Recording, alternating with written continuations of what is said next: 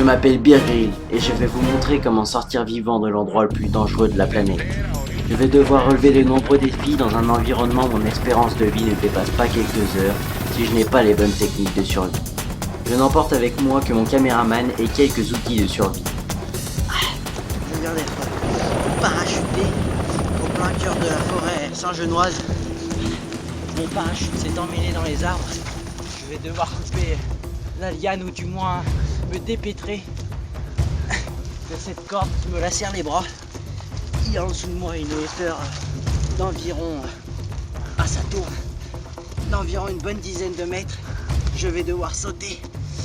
Allez, un petit effort.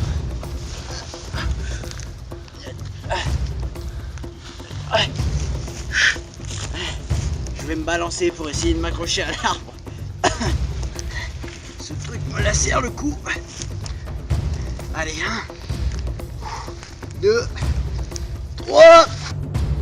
Fort heureusement, la chute ne m'a pas été fatale. C'est bon, j'ai rien. Je vais quand même récupérer les morceaux de sang qu'il me reste. Elles me serviront à un moment ou à un autre. Dans une situation de survie, n'oubliez jamais de récupérer tous les objets qui pourraient vous être utiles, tels qu'une corde ou les sangles de votre parachute. Près de la moitié de cette région est composée de forêts denses et impénétrables où il ne fait pas bon de s'y perdre. La visibilité n'est souvent que de quelques mètres. C'est parti.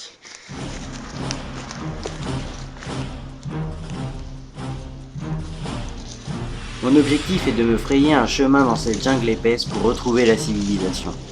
Plus facile à dire qu'à faire. Malgré tout, je reste sur mes gardes.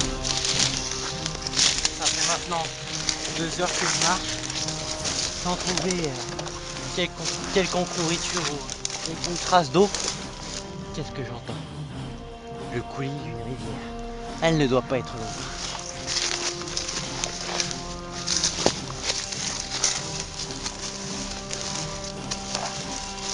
Juste pour survivre dans cette jungle épaisse. Très dense. Avec de nombreux végétaux toxiques et mortels. Regardez, de l'eau. Je me précipite alors vers le plan d'eau, car la soif me hâte. Je dois faire très attention à la descente qui est très abrupte. Il y a là un tunnel, car je ne peux pas passer au-dessus de ce mur. Il est bien trop haut. Je vais pouvoir m'engouffrer dedans en espérant qu'il y ait une sortie.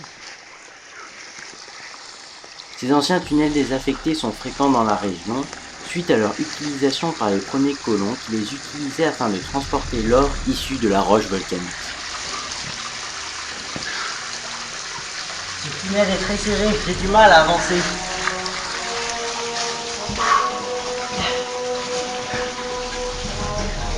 Il est très sombre et rempli d'araignées venimeuses. Je dois les éviter à tout prix.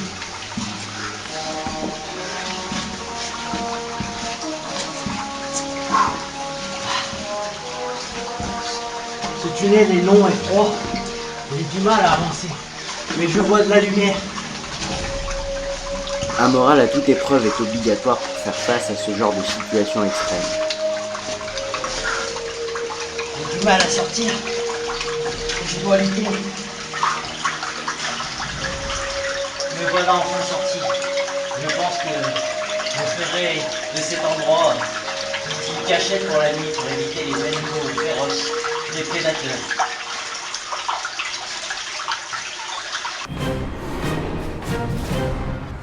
Pour avancer au plus vite, j'utilise une ancienne technique des forces spéciales qui consiste à placer son centre de gravité au plus bas par rapport au sol afin de franchir tous les obstacles qui me barrent la route. Des pissenlits, je vais pouvoir en manger quelques-uns.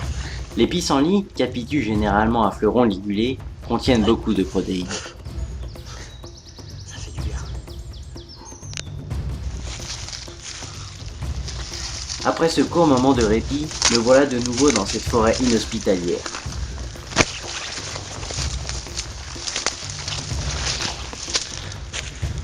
On va y arriver.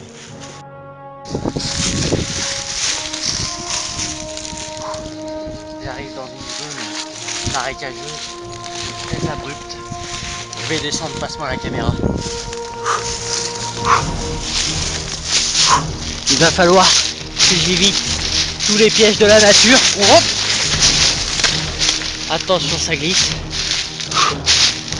J'ai du mal à me repérer dans cette forêt très épaisse. Je crois que j'entends le bruit d'un cours d'eau qui ruisselle pas très loin. En suivant la lumière du soleil, je dois pouvoir les atteindre. Oh.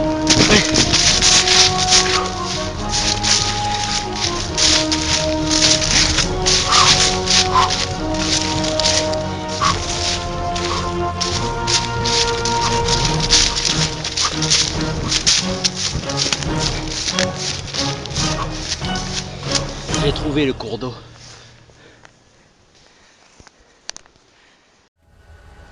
Je dois suivre le cours de la rivière, refuser une trace de civilisation. C'est ma seule chance de... Je vais continuer de suivre la rivière. Ce sera plus facile que de me frayer un chemin dans la jungle. Si vous êtes perdu, suivez toujours le lit d'une rivière car elle vous ramènera à un moment ou à un autre à la civilisation. Ce tronc ne m'a pas l'air très stable. Je vais devoir passer au-dessus de la rivière. Pour cela, je vais mettre l'arbre qui a juste dessus.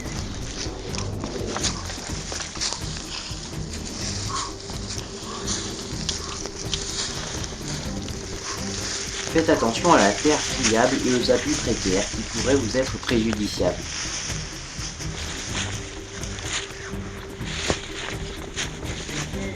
S'ils sont à éviter en cas de perte dans cette jungle très dense, les chasseurs mettent ce genre de piège.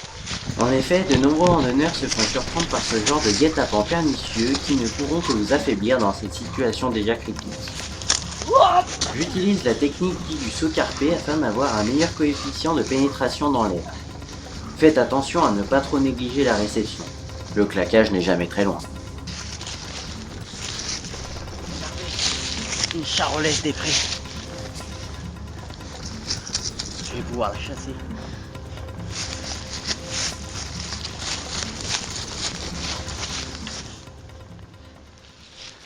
Il va me falloir beaucoup d'essais avant de pouvoir l'attraper. Après de nombreuses tentatives non fructueuses, je décide de continuer mon chemin à la recherche de la civilisation. Pour descendre au plus vite ces pentes escarpées, j'utilise la technique dite de l'homme grenouille, utilisée par les papous de l'Inde orientale qui consiste à faire un transfert de masse en basculant le haut du corps de l'arrière vers l'avant. La descente est abrupte et les feuilles rendent la roche glissante. Attention aux turbulences.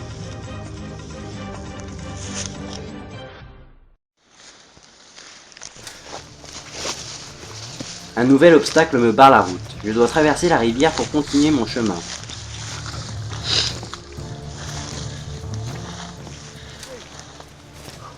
Avec une technique des forces spéciales, j'ai appris à ramper sur les troncs d'arbres. Mais cette technique comporte quelques risques, à ne pas reproduire chez vous. Si vous êtes coincé entre le bord d'une rivière et un tronc d'arbre, utilisez la technique du pédalo pour vous sortir de cette situation cocasse et ainsi rejoindre le rivage.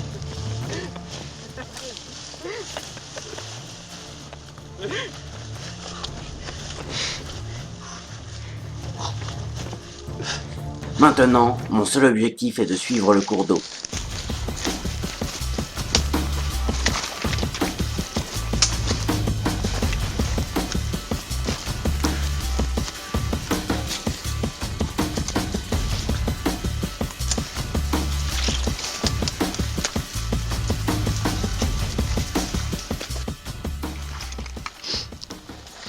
J'ai besoin de vitamines, je dois me ressourcer en oligo-éléments. Pour cela, je vais boire l'eau de la rivière.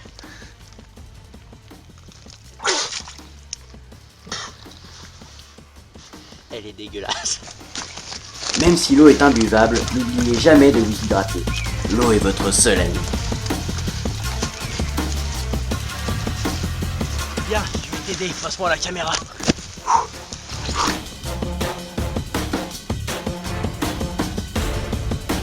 Ça fait maintenant 36 heures que je marche et je dois absolument sortir de cette forêt. Dans une situation de survie, il est important de bien se repérer. C'est indispensable et ça redonne du cœur à l'ouvrage. C'est parti, il ne faut pas que je perde de temps.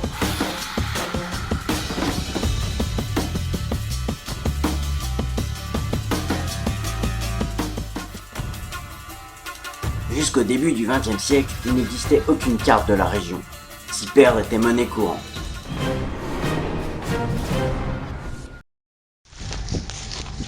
La nuit va bientôt tomber. Je dois trouver un abri pour ce soir et de la nouille.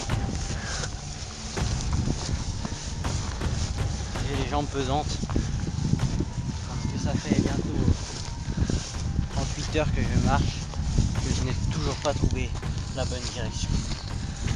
Il faut absolument que je me dépêche, car je ne veux pas construire mon abri à la nuit tombée. Les plus féroces prédateurs rôdent dès le coucher du soleil, tels que l'ours noir qui peut peser jusqu'à 400 kg.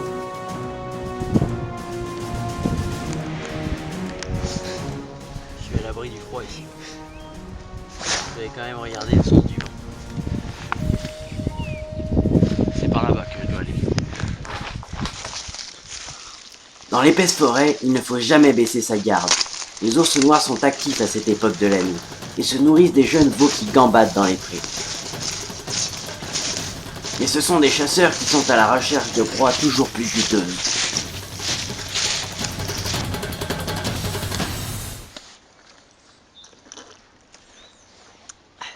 De l'eau pure, ça fait du bien. Je suis trop fatigué maintenant. Tiens, bois un coup.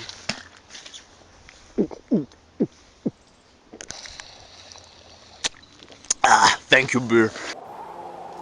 Il est important de bien s'hydrater afin d'évacuer toutes les toxines que votre corps accumule, surtout quand on mange des trucs bizarres.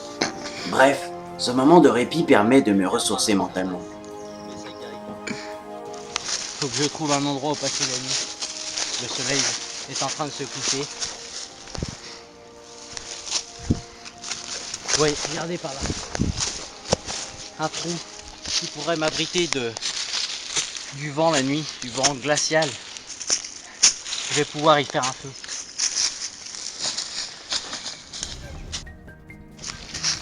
Regardez, une branche de céphaloïde. Très bon combustible pour faire un départ de feu.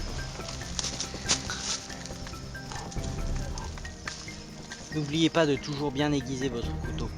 Sur celui-ci, vous voyez, il reste quelques traces de sang de l'ancienne bête que j'ai dû égorger à main nue.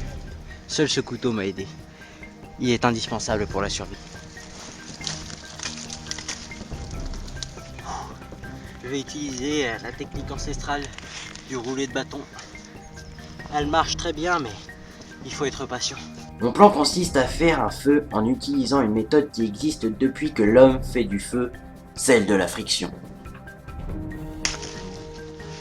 Pour cela, j'ai choisi un bois d'ébène très dense, un très bon combustible. J'utiliserai ensuite des feuilles pour attiser le feu. Ce sont les Bushmen de Namibie qui m'ont enseigné cette technique.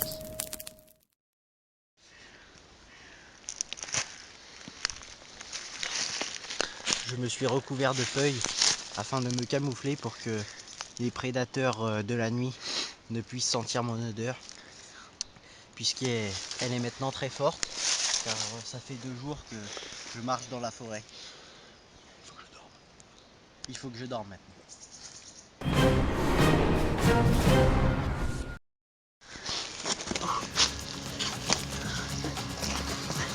Je grimpe en haut de cet arbre, car il y a de la nourriture en haut. Il me semble de là que ce sont des bananes. Je vais grimper.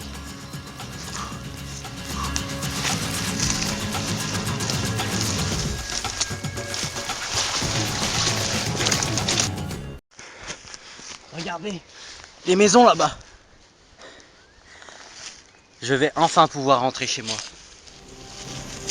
J'ai vécu une aventure difficile mais passionnante.